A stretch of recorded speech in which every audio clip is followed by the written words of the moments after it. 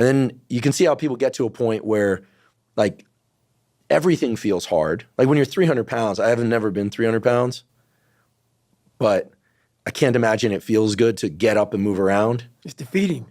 I got a friend, he's in excess of 300 pounds. We've been trying on him for years, but no win. And he's got crazy psoriasis on the back of his calves. And he actually smells bad sometimes because he can't wash as well as he would. He's big. Right. And it pulls on my sympathy. Right. You know, but life is very hard for him and getting worse. He's a young guy with a lot of medical issues now for obvious reasons. And so I think people like that think, well, it's already hard. Why would I make it harder? Your message is a little different and you have the life experience. It's a lot different. You've been there. Mm-hmm. So for me, saying, oh yeah, lose weight, you know, I was a skinny guy who got to be a less skinny guy. So I don't really have a foot to stand on. Right. What do you say to those people who are like, listen, I'm getting up in the morning is hard. Right. Trying to not dissolve into a puddle of my own tears and my own misery is hard. You know how people connect with my book so well? For some reason, God put me in almost every fucked up situation on the planet Earth. So when I talk to people, it's not sugarcoated because I'm not saying it from I was 175 pounds my whole life. I don't say much to those people. Maybe you're a piece of shit.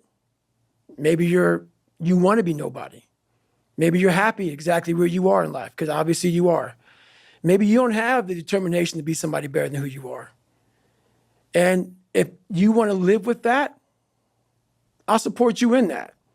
If you're good with being who you are, that every day you wake up and every day you smell like shit because you can't wash your body well, and your skin's messed up because your health's so bad, and you can't put your clothes on right, you need help with that. You need help, like when I was doing, I need help wiping my ass. That makes you feel good? Nothing I can say to you. If every day you wake up with this, see, people are haunted, but they obviously like horror films because they keep watching the same fucking movie. I don't like horror films. A lot of people like horror films. So I don't say much to them. I say exactly what I said to you, right there. Because I was once you. I didn't like horror films, so I changed it. Some people are just, they become, like you said, it gets real small when you're lazy and you're fat. Their will is so small that they don't have any, and you can't give it to them. There has to be something. This is what I'm talking about now, because this isn't a hack. This has to be in you. Something in you has to wake up. And usually the only person that can wake it up is you. Sometimes you can read a David Goggins book because I was all this shit and then a lot more of fucked up. But if you don't have a little flame, you know, just barely, you're done. I can't light it for you. And that's the harsh reality of this life that I want to get across so fucking bad. You can watch me, you can watch you can watch fucking Rogan and Cameron Haynes, all these motherfuckers. You can go to Tony Robinson's fucking bullshit, all this shit. You do all this shit. If you could keep going back and keep spending money and spending money and spending money with no results, you can wonder, wow, maybe let me go try out David Goggins. He ain't gonna fucking help you. You have to explore, examine the insides of yourself. And what do you really want out of life? Your friend and a lot of people out here just don't fucking want it. So guess what? Have fun with your life. Go from 3 to 350 to 400 to 450 to 500 because you don't want it. And that's the harsh reality. I can't give you shit. You can't give them shit. We can give you ideas.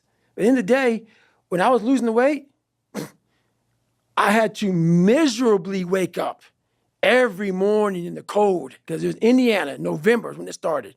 I was miserable. This is your new life.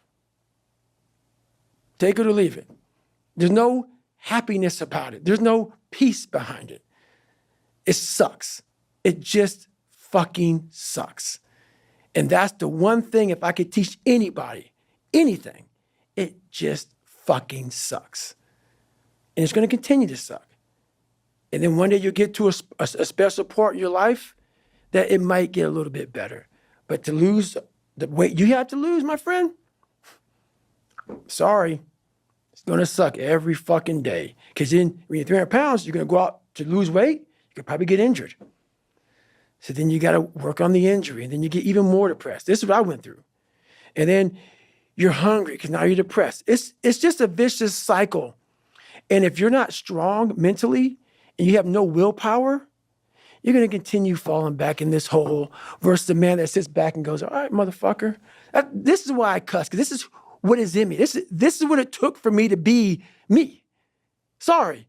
It didn't take, hey, okay, we're going to do this today. No, this fucking really sucks. This is real, dude. This is real. And every day, I'm set back. I'm set back. I'm set back. I'm set back. So this is what I would tell your boy. This is exactly what I tell him.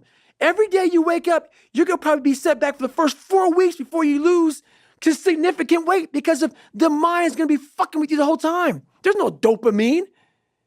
There's no dopamine in there at 300 pounds. You got nothing. Your hormones are shot. You have to envision something that is more powerful than you.